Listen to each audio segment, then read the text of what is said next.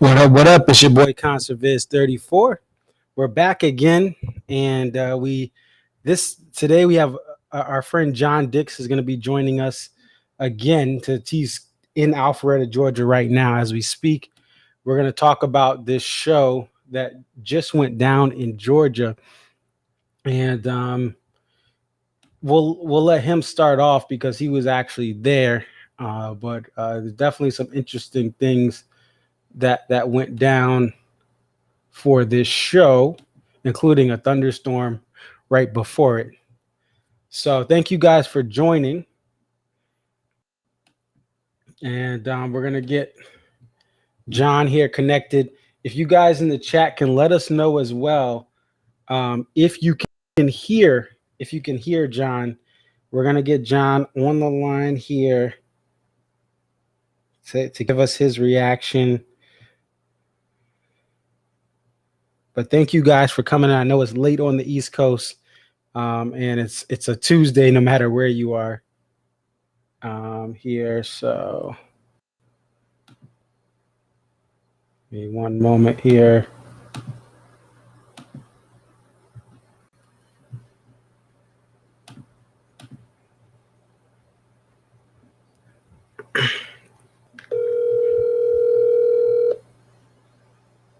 Yes, sir. Mr. John Dix, how you doing today? I'm doing good. What about yourself, brother? I'm doing well. We have you live on the air. Let me just make sure. Can you guys hear John? Let me know if he's too close. Or 1 2 1 2. Is that a good someone can chat? I see Mike is there here talking tunes. Yeah, Wednesday in Tokyo, where the Olympics are going on. You can hear him. Okay. All right. So, John, tell us about the show. What are your initial thoughts, down there in Georgia? So far, this tour, 3 shows in, like I said in my notes that I sent you earlier, the theme of this tour right now is a tale of 2 sets. Okay. The first 3 shows, the first 5 or 6 songs is bangers. Wall-to-wall banger. Maybe a slow song here or there. You got your Grace Is Gone Tonight. The other night you had Do You Remember? But then after like that 6 or 7 song, Dave's like, it's 2018. Let's get back to the bullshit. And then, and then it's just a bunch of clunkers. But tonight's set was really good, though. I'm not going to sit and act like it wasn't a good show. But it just ended kind of weak for me, though, considering how strong it started. Okay. Well, it definitely looks like that. As I was tracking this set list, that is definitely you could have really left halfway through the show, and yeah, you may have missed that third verse to Gray Street, but it's like, the first half is has deep tracks only, and then the second half, yeah, like you said, it feels like 2018. Now, how was the crowd at this show, first midweek show of the tour, compared to some of the other, the past 2 weekend shows you went to? Oh, this crowd was way more casual. This was not a hardcore crowd at all. People were sitting down in the front row of the pavilion. People were walking out. I sent you a video. When they started that Shake Me Like a Monkey, people were getting to the lots and getting out of this traffic. We should have left too, because we're still sitting in traffic. But yeah, it was definitely a way more casual show, which is crazy because they started to set off like we were at Alpine or like Deer Creek. like it's crazy how like this middle of the week show started off with some of that warehouse opener, and then we got that Stone and Drive In, Drive Out Liberation. And like it's the middle of the week in Georgia. I wasn't expecting that. The way this shit started would have been the way I would have imagined Raleigh actually. Yeah, I mean, definitely with the Stone and the Drive In, Drive Out, Boa at the 2 spot. I mean, those are songs that you could, head to head. Maybe you say you can make a case for Sweet Up and Down, but those songs that started off the show head to head are better than anything that's been played in the last 2 shows. As far as what the hardcore fan would think here. So definitely more of a casual crowd. Now, as far as the sound, as far as the band's growth, as far as being being the 3rd show in, did any improvements? Did it feel the same as far as the sound, the technical parts of this? The Dave, remembering the lyrics. Dave flubbed a little bit going in from Anyone Seen the Bridge into Too Much. They kind of flubbed that going into Too Much. That's the only thing I really remember as far as like flubs. I know he broke a string during Granny. His guitar went out during the intro of Don't Drink the Water, and so he had to change guitars on that. But overall, it was a pretty tight show. As far as lyrics and everything like that goes, he pretty much nailed everything. And going into that 3rd verse of Gray Street was pretty solid too. It seems like that's going to be here to stay. Just the way they're playing it, I can tell that they've been practicing it as far as transitioning into that 3rd verse now instead of going to that last chorus. So I think the 3rd verse is here to stay, at least for this tour. Okay. Now, Mike says, if you can confirm this with us, John, did you hear in the pit where you were they singing the Elvis Presley, Can't Help Falling in Love? I sent you that in my notes. Yeah, they did. That was offbeat a little bit, but yeah, they did. Okay, so it looks like Mike. I know you were commenting, so it seems like where John was, he could hear it. So if you were watching a stream of some sort from someone on Twitter or Facebook, RIP Periscope, it seemed John said he was able to hear it. They also did the thank you outro and So Damn Lucky as well. Right, I remember you did. I do remember that post that you gave me here. So Mike said the video. Okay, so yeah, maybe whoever was taking that video, they may have, just because of where they were, you didn't hear. And that's the thing about a show. You can be in different parts, and in the crowd and how it is can be totally different. So we have confirmed that, and so we have. Just to let you know, John, Mike posted this as well. 53 different songs through 3 shows. That's where we're at here in the mix. And because I think typically for a whole tour, you only get like 108 to 120 songs a tour. Right. That's just to go back. So if we look back at 2019. Summer 2019 summary. 97 different songs. Yeah. We go back to 18, and now these are the come tomorrow aftershocks. Summer 18, 98 different songs played, and then if we go to 16, the last year of the violin, we had 88. Yeah, so it's really it's 80 to 90, upper 80s, lower 90s. And really before that, it was less unique because DMB was not playing. Oh no, that's not 2015, 116 there.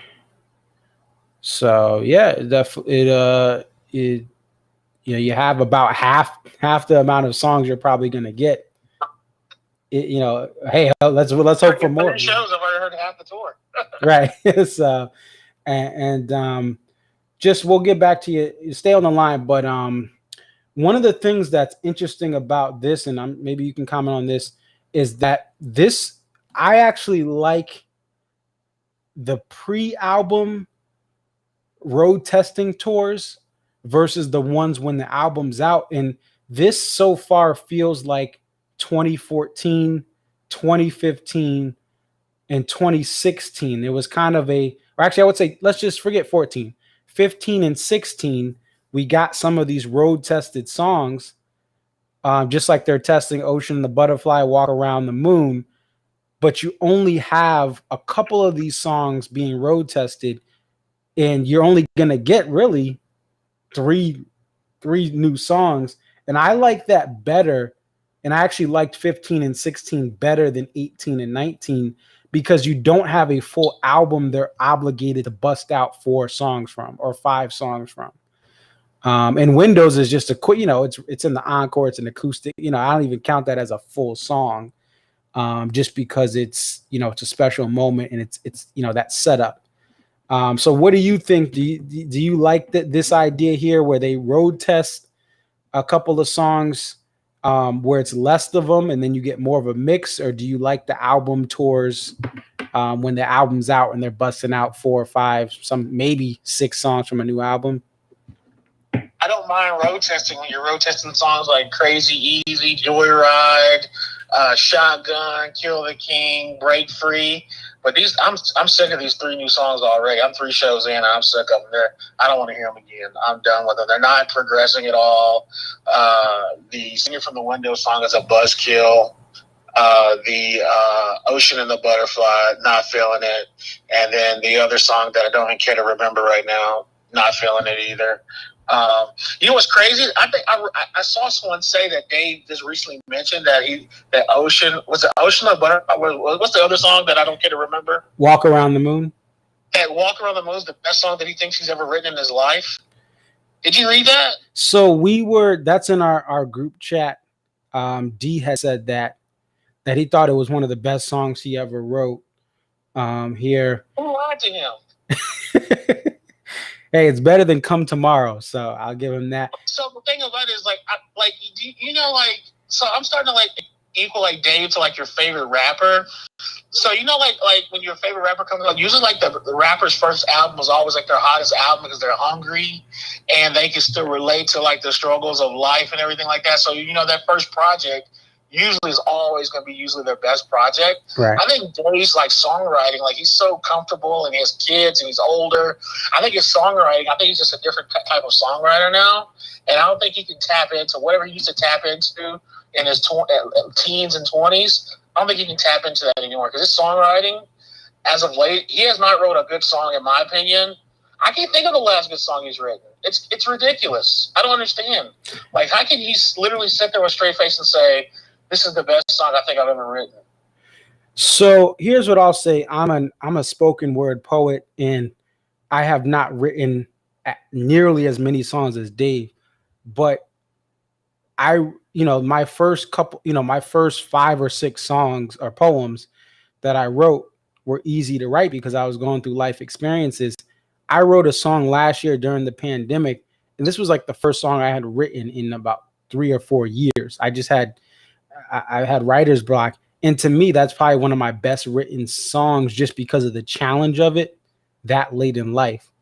I'm a pretty boring guy outside of concerts, and I can't write poems about concerts. So I can kind of understand. I think that the lyrical parts of Walk Around the Moon, the transitions of the song, and the metaphors he's trying to display, it's challenging. I can see how he struggled with that song. And while you don't like it, while you kind of forget about it, me listening to it. Now, I wasn't at the shows. I think, because I've gone to shows and then I'm like, oh, this song's kind of cool. Do you remember? Really tight. And then it is a real tight song, but after 3 shows, I was sick of it. But I'll say that to say that I actually like his writing and Walk Around the Moon compared to Come Tomorrow, compared to some of the other duds from Come Tomorrow. I think that the Dave's guitar, I know other things come in, but Dave's guitar is the focal point of that song. And then even the solos, they complement Dave. So even though, but again, that's just from me not being at a show yet, from me listening to this song 3 or 4 times across, playing back the first 2 shows. I actually like it. And Mike says, Walk Around the Moon has a Raven number 27 vibe. And that's how I feel, is that it's not neither one of those, it's not close to neither one of those songs. But I like how he's coming from a different angle. That's kind of what I think, is he's coming from a different angle. He's not, oh, we're going to be a rock band. Oh, I'm going to write the worst song ever called Come Tomorrow. Oh, I'm writing another Louisiana Bayou, a wall of sound, and such a shame. And yeah, the verses are a shame, Dave. Don't ever play that song again. So I think that I like what he's trying to do in Walk Around the Moon. And I think that it's had mixed reactions, but I think that I'd rather hear Walk Around the Moon than Come Tomorrow. So. On another note, I forgot to say that they did play the Swim Naked outro on One Sweet World. Okay. And that's actually a tour debut that many fans were trying to call for the first show. That, okay, we're back from the pandemic and One Sweet World. Yay, So, and then let's see. So we just see, we have another weird thing is like we're 3 shows in, no ants marching, right? No Jimmy thing, no Crush, no Crash, and these are staples. Yeah, although I'll say Crash has gone missing at parts. Now they played it 2016. They played it like they were playing it frequently. But I think the Jimmy and Ants thing is those are the biggest 2 surprises. And Talking Tunes in the chat said, I wonder how, like, how long there's been a gap where there's been no Jimmy and Mike. I think this is a record for me. 3 shows. Yeah, I've never gone more than 2 shows. No Ants and no Jimmy. I've never gone more than 2 shows without getting Jimmy thing. Oh, and Mike brings a good point up. No cover and no 2-step. Candy Strand. Although Candy Strand, keep in mind, 2-step did go missing in the last couple of years. 2-step and Bartender are like rarities now, which is crazy. Yeah. Considering how many times I got them in like the first half of my DMV career. Yeah. And Brett says, it has to be intentional with Jimmy and Ants. It definitely does, because Dave always gets a Jimmy thing in the first 2 shows. That. It doesn't matter if it's 2 Texas shows, 2 Raleigh shows in this case. He always gets that in there. And Mike says no covers. That's another thing. That's a really good point, Mike, because how many times have we had a Sledgehammer, right? A All Along the Watchtower. And I'm sorry, when people say, now don't get me wrong, they're burning down the house. I've enjoyed it. But I'm sorry, I don't go to Dave Matthews Band shows for them to cover songs. I would, if they don't play another cover ever again, like I know they like, and So Damn Lucky, I don't mind the thank you outro. I really don't need to hear thank you for letting me be myself again. I don't care. I know they chant for it at SPAC. I don't need to hear that. What do you think about that, John, as far as no covers? Do you like that, the fact you're not covering? I'll take a cover any day over Shake Me Like a Monkey or like Louisiana Bayou. Give me Bring Back Money from Pink Floyd from the 2008 tour. Bring Back Hey Hey My My from the 2008 tour. The other songs. I remember that 2008 tour was great because they were like doing a different cover almost every night. So I don't mind covers if they're played in the right position. And you play them infrequently. But when you're playing like closing the show with Shake Me Like a Monkey, but then the crazy thing about it is like this was a casual audience, and I would say probably 90% of the people were loving that Shake Me Like a Monkey. So I mean, I am speaking from the minority of the minority. So I am self-aware of that. But as like I told you though, I sent you the video. You saw many people were walking out there and Shake Me as well.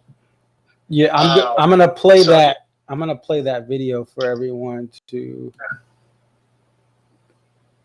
let's see if we can get this. Oh, let's see if we can. All right, we're going to get the audio in.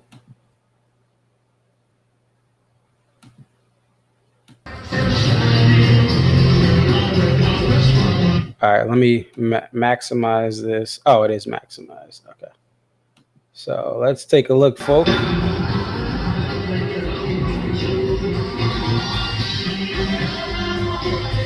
Oh, yep, they're filing out.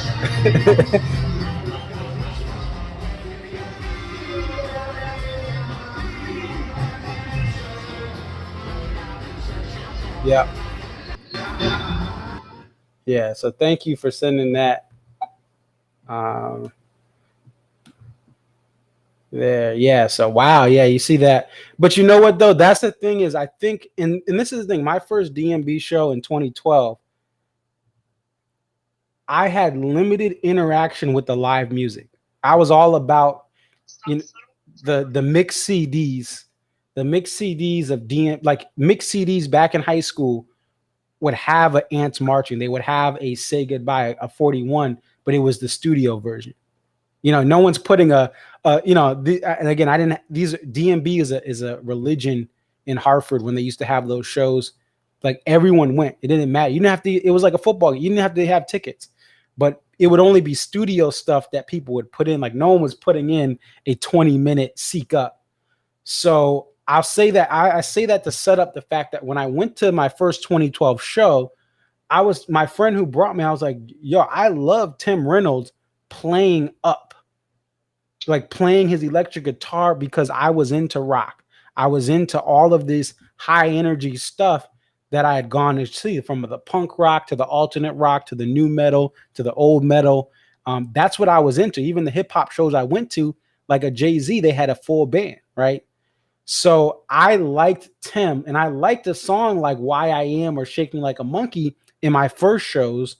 But as I started to get more and more into the band, I was like, wait a minute, I can't hear Dave Matthews. I don't want it. So I can see how Shake Me is a song that if someone is there, if they got corporate tickets, which is a lot more common now than it used to be 20 years ago, if they got if they're just there, it's a song where it's like, oh, this is lit. This is turned up. This is rock and roll. People hate Dave's Crash Into Me's, but if they're there with their girl and they hear Shake Me Like a Monkey, like, okay, there's some distortion. So I think that's the disconnect for me. Let's see. Brett says, I like Shake Me. It's fun. Early set, though. If not at all, definitely not an encore closer. Right. So I think the same thing. I can deal with it if it's earlier in the set, but I can definitely see how a casual fan will hear a Shake Me Like a Monkey, be like, okay, these guys rock. So are you still there, John? Yes, sir. Okay. Yes, I don't know if you ever liked Shake Me at all, like when it first came out, or never. I don't really like post stand up, and I really don't really like stand up that much. Like after 2004, I really don't want to hear too much after 2004, to be honest with you. Like I like Shotgun, Break Free. I like Again and Again, played sporadically. I like Virginia in the Rain. I want it once or twice. Oh damn, car accident. Are you okay? So it's not you. It was somebody else. We just drove by a car accident. Okay. But back on topic. But yeah, man, I don't care. Like to me, like anything pre 2004, I'm gonna love. And the Some Devil songs, I'll always be up for those.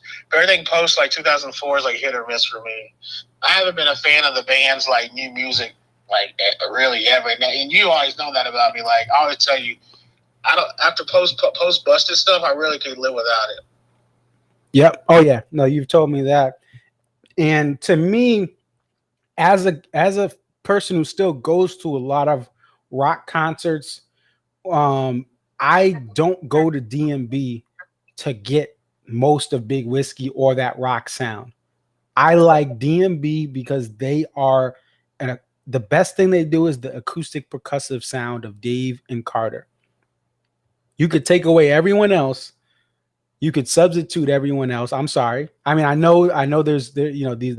I'm grateful for what everyone has done. Every person in this band has done something to save this band's sanity and keep it running.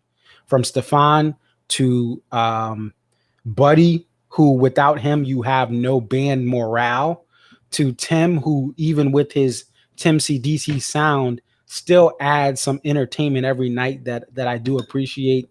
So, and even Rashawn, sorry, I have to think about what I like. No, no, but Rashawn, I think that he's remixed some songs. He's been someone who's helped them with some jams to be mixed up. I think that everyone has a part. That Jeff Coffin, he is not Leroy, but he encompasses as much as he can the spirit of Leroy while still trying to do what he does best when he can do it. But to me, Dave and Carter, that's the band. That the acoustic percussiveness is what I like. That's why, as much as I'm not saying that when I go to a show, I just sit there with my arms crossed.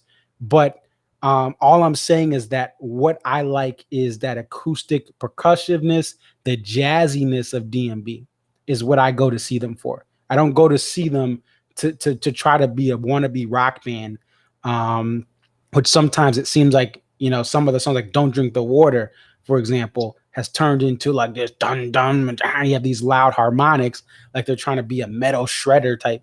Tim is, again, Tim CDC. So I agree with you on that. And now, what's your next show, John? Deer Creek in 2 weeks, I want to say. Okay, so you're gonna have Deer Creek, and then I got Riverbend, and then SPAC, and then Gorge, Mohegan, and then hopefully MSG. I forgot to request tickets. What kind of fan am I? I totally forgot to request tickets. No worries. You'll get a ticket. There'll be tickets, especially because this tour is extended. Let me just go to a couple of chats here. I got one quick thing I want to tell you before I hop off. Okay. Okay. Yeah. Dave told this funny story, and it just made me think of Boyd. But Dave told this funny story about Stefan when he went to college, and this college professor said, "Hey, you have to choose between school and the band." But he said, "Yeah, me, Leroy, and Carter," but he left out Boyd's name in the beginning. Oh. He said, "Me, Leroy, and Carter started this band, and Stefan was still in high school." Ooh. I was like, man, no love for Boyd. Although right to heart, no pun intended. Although Boyd, I think Boyd was not an original member. Boyd came in. Boyd was not an original member. That is a fact. He came in a little late, so technically he's right. But yeah. But hey, I'll let you. Sorry, I know you're coming. You're coming home from the show. This is your third show in what, 4 days? Yeah, something like that. I'm exhausted too. Yeah, so I'll let you go. But hey, man, thank you for coming on, and we'll definitely be checking in with you later on in the tour. Be safe. Yeah, I'll be checking back in with you at Deer Creek night 1. All right. You have a good one, John. Safe travels. All right, thanks. Thank you. All right. All right. So thanks again to John for his, again, willingness to talk after a show. I know there's a lot going on. He's been traveling. I want to go to some of the chats here. So Candy Stan says, unfortunately, Dave and Carter have become turned down dramatically. Absolutely. I mean, with Carter, I mean, you can hear the percussion, but I think it's not that he's been turned down. Everyone else has just been turned up, right? When you had more space in the band, and there was no Rashawn, when there was no Tim full time, and most 99% of the time he wasn't with them, there was so much more space for that percussion to stand out. Mike says Tim and Buddy on Sweet Outro is awesome. Oh, it's amazing. I mean, that song, I saw the potential for that song when I went to Hartford in 2015. It was the first single night of Hartford for over a decade back in 2015. You know, they had cut it down to one show, and it was done acoustically, and it just was awesome with the acoustic setup of the band, Tim on acoustic guitar. And the new outro with Tim and Buddy is just, it's amazing. And that's where I do like Tim. What he's doing is great in that. So Talking Tunes, I got confirmed for Columbus now. So 4 shows for this tour. That's awesome. I'm going to Farm Aid and MSG Night 2, baby. I'm so excited for MSG Night 2. Anyone who knows me knows I'm in Connecticut, so I love the Garden. I've seen 2 Billy Joel shows there. I've seen 21 Pilots, which was an interesting younger crowd, but the building shakes. And I've been wanting to see DMB there for a while, and I've wanted to see a hockey game there for a while. And I'm hoping to see Flyers, Rangers this upcoming season at some point, pending how expensive the tickets are. But I got DMB for that, and we'll have to see what happens when we get that far down the road. If you did not get confirmed for Warehouse, try during the on sale, wait it out, because even though these are some of the last shows, the band adding more and more shows towards the end of the fall, towards the end of the fall, you're going to have less people available for those shows. And even though it's Madison Square Garden, a lot of people have been waiting. I got to do both nights. I'm going to see, because I'm going to already be doing 2 nights in Mohegan. I just want to be at the tour closer and Mohegan, MSG night too. It's a lot to get to New York and back for me, and I don't feel like getting a hotel in New York City personally, or even outside in Southern Connecticut or Jersey. But I will definitely be doing night 2. And then before that, there's two Mohegan shows. But the thing is, if you wait it out, when we get to the fall, there's going to be less and less people who just have that availability, that have the vacation time, right? Because everyone's using their vacation time up for the summer. And yes, you're going to have people that can take that weekend trip, but there still will be some time. You think they're going to add Seaville? We'll have to see. We really will have to see. I hope it closes out at MSG, to be honest. And the other thing, too, is keep in mind, this band's going to be touring. They're going to be touring, and it's one long late summer tour versus having the summer tour, having time off, and having a winter tour. They may add a Charlottesville show, but that's probably going to be it, because they're going to be exhausted. Talking Tunes is doing 3 DMB shows and 2 Genesis in a little over a month. I'm debating Genesis because of how expensive it is and how old the band is, and talking to a friend who really got me into Genesis. I'm debating that. I still don't know, but we'll have to see, because these tickets are getting crazy expensive now that the pandemic is over. The fees are back. The Live Nation is trying to recoup what they lost last year for sure. But we'll have to see what happens. We have West Palm Beach that is coming up. Tampa Bay. And let's see. Yep. So we have Tampa Bay on the 28th. And then we have West Palm Beach 30th and 31st. And then we have some time off before the Chirac shows in Chicago, Illinois. But Tampa is going to be another midweek show. And Talking to says, last time for Jenny. Yeah, it probably at this point, they're so old.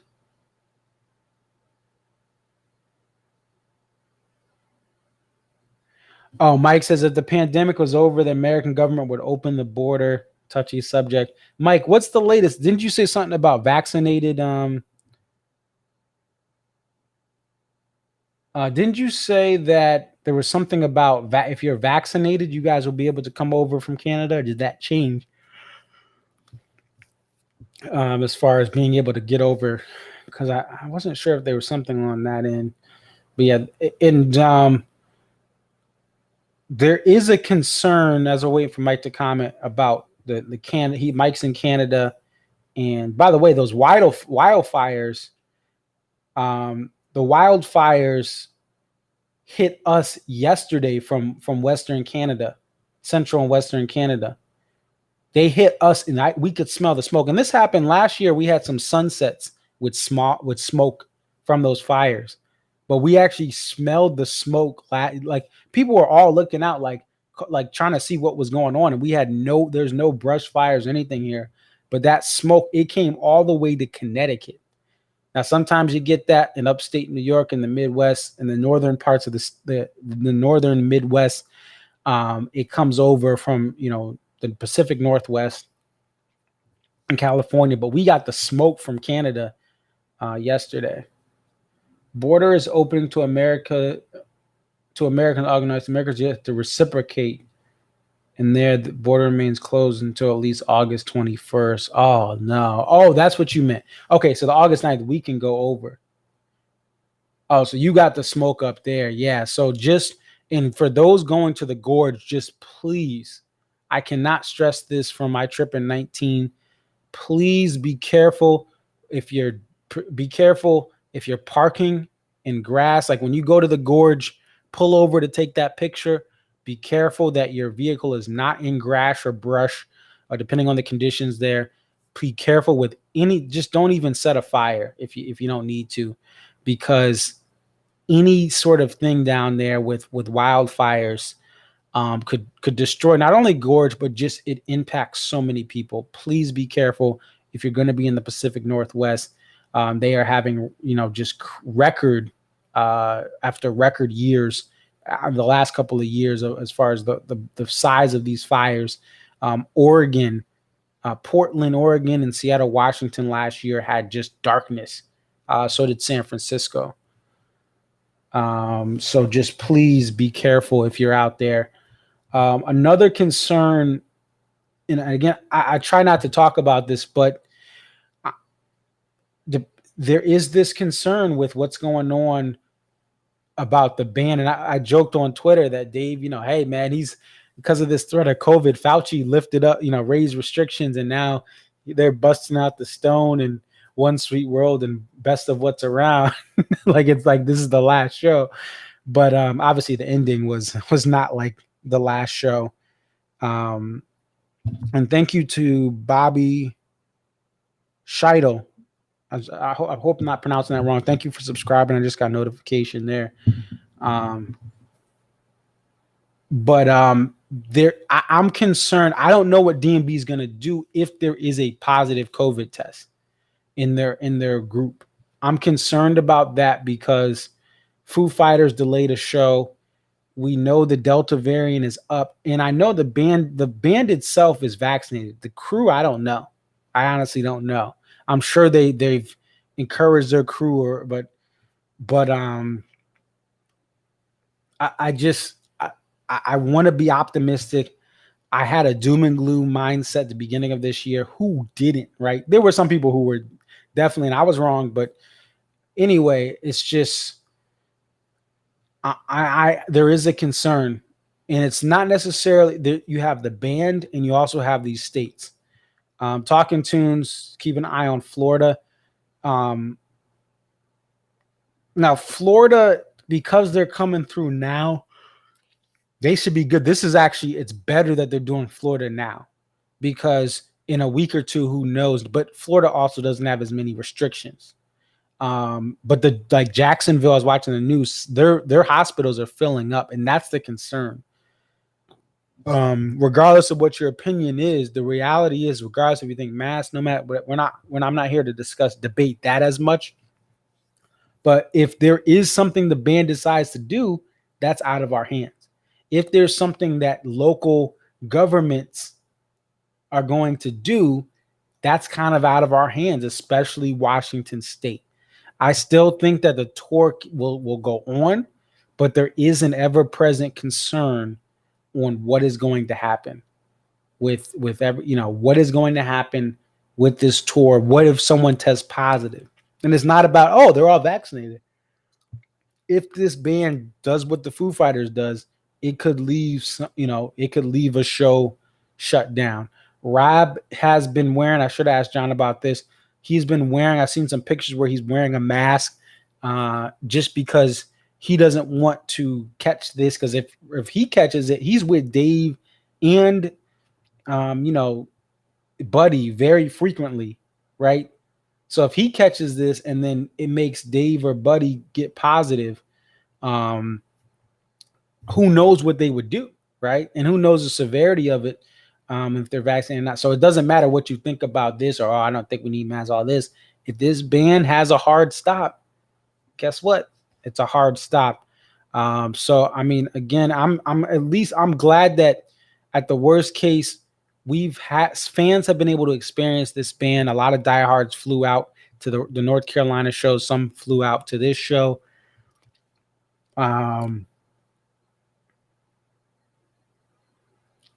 Okay, so Watershed. Mike's talking about Watershed. The first big event at the Gorge is this weekend.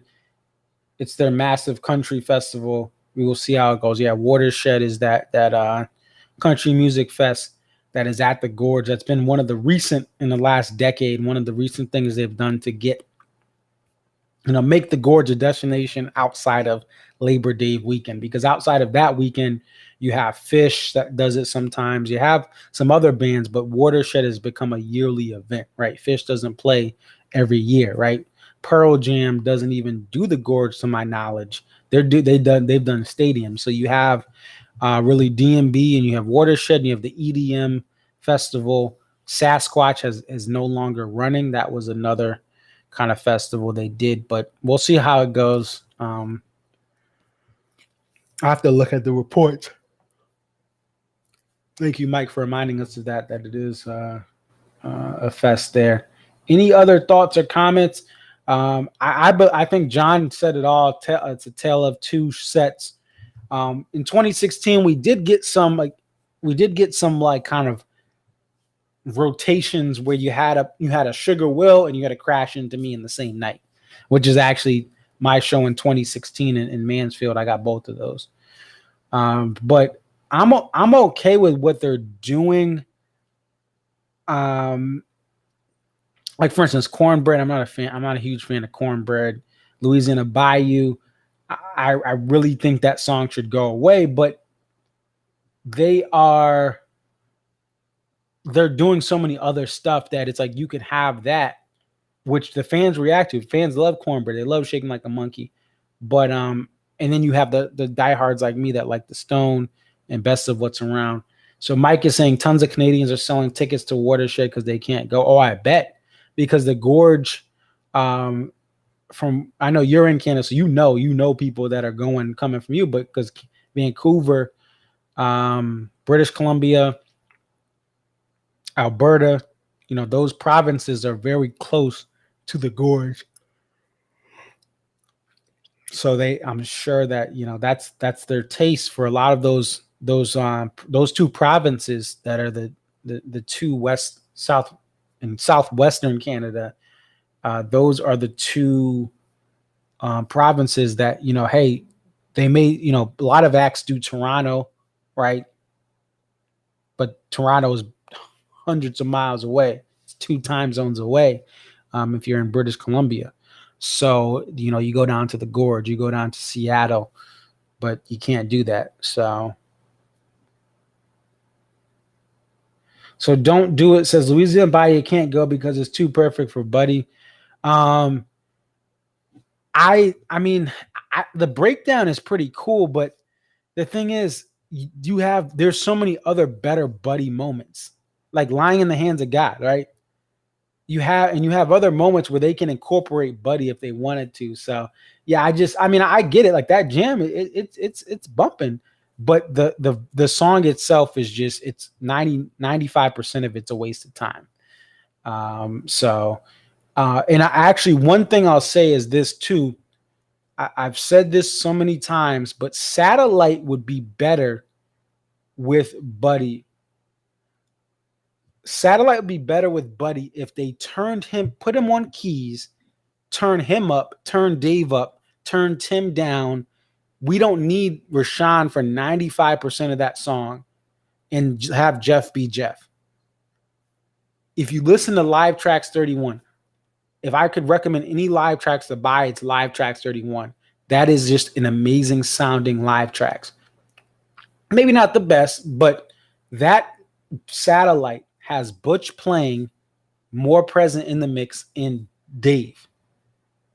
In Buddy, if Buddy was able to play piano over Dave and Dave is turned up a little more, Satellite would actually be great.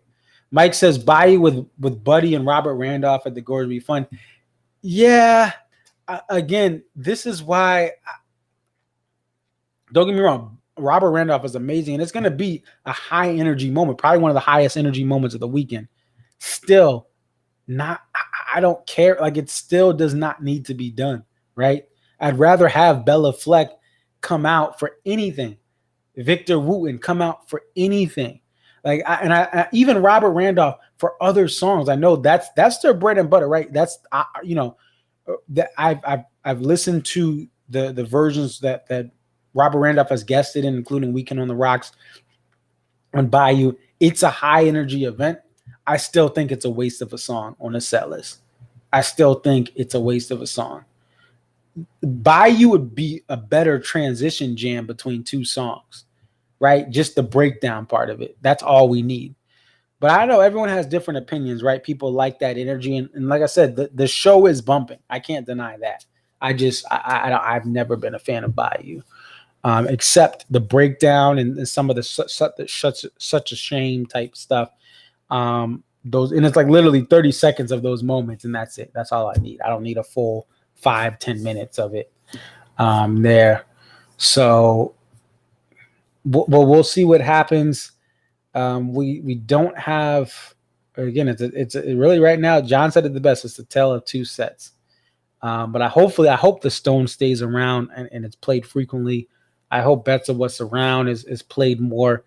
It gets the 2016 Crash Into Me treatment, even though, where it just was played a lot, because those are two awesome songs I've heard that I just love. We did get Grace Is Gone as a tour debut, and One Sweet World, Drive In, Drive Out. Oh, I would love for that to stay around, the first time in a long time that was played. It's just amazing to get that liberated. Last played June 1st of 2018. So just an amazing thing. But thank you guys for coming on. We got 11 people on here. I really appreciate the support. I really appreciate you guys hopping in, even with differing opinions. Everyone is different, and I have strong opinions, but I know some people like certain songs. Some people like certain things from the band. Some people like colors, covers. Some people want the violin back. Some people like me, I can do without the violin, although I do miss it on certain songs.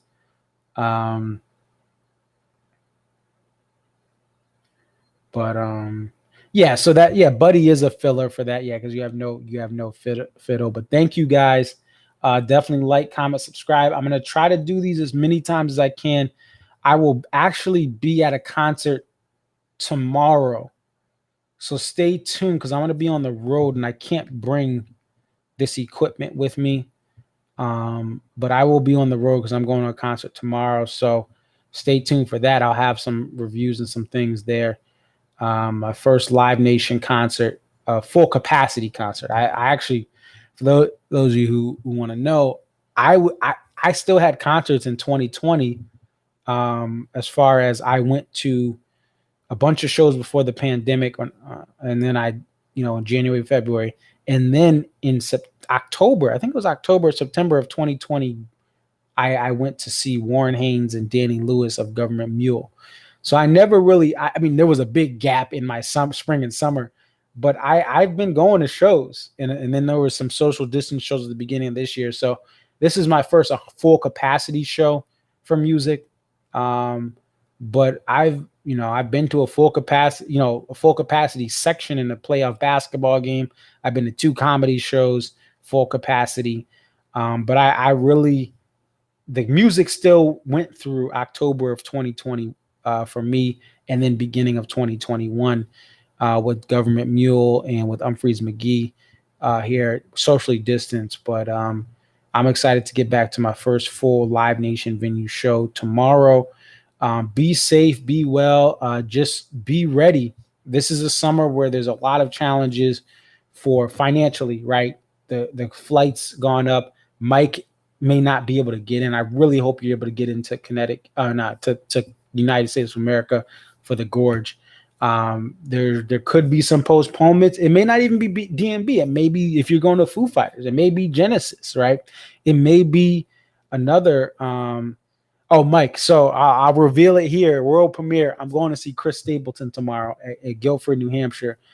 So he is my favorite country act. And like DMB, he plays different sets every night. I'm tempted to go to, there's 3 straight shows. It's a 9,000 seat venue. Matter of fact, that venue is so small, DMB's equipment, it's like they have to they have to kind of compact. The stage is so small that when you have all those different screens, part of it barely fits onto the stage height, right? Because you have those 3 little sides ones and you have a main one in the backdrop. That stuff barely fits. And some of the tours that they've had to reduce like the top screen for some of the sets, or some of the top parts of a set don't fit on that stage. So it's a 9,000 capacity venue, and there's like 5,000 seats or so. So I'm excited for that. And I'll definitely stay tuned to Twitter, because if I can find a way to stream on the road, I will definitely do it. If I can't, then I'll have to just, you'll have to wait for my commentary after Chris Stapleton, because I'll be at that show, and I don't want to be too much into the DMB because this, while I'm at another show. But thank you guys. I will Friday and Saturday. Stay tuned. If you know anyone, if you are going to a show and you want to be on this show, I can send you a link, a private link, and we can have you on with video and audio after you come back on the road from that show, or we can get you a phone call in. We'll work something out to get you on the phone like John. I love this idea of talking to people after the shows. If you're going to any of the shows over the weekend, let me know, because again, tomorrow I can't guarantee anything, because there's limitations on streaming from a smartphone with YouTube and some of the other mediums. But that's what I have for today. It's your boy Conserviz34. Like, comment, subscribe. Thank you for a lot of the new subscribers. I really appreciate this. Having 8 to 10 people in this stream at 1.11, to me, that's huge. I love talking to different people. It could be just 10 of us here. That's huge to me. This is a passion of mine, to talk about these shows, to review the set list, and analyze it, to appreciate the band, but also, hey, give my opinions like it's a sports team. I like this. I don't like that. I like this. Today, this thing was on fire. Tomorrow, this thing may be on fire. Oh, this is a tour debut. This hasn't been played since 18. I love this stuff. I love the numbers. I love the music. I love the idea of looking at the mix. I love the evolution of songs. And I love songs coming back down to earth, from a less rock sound to a more acoustic sound, as we're seeing with this tour. John had mentioned that we're seeing more of Dave's in the mix, less of Tim, less of Rashawn. But thank you guys. Your boy Conserviz34. Peace.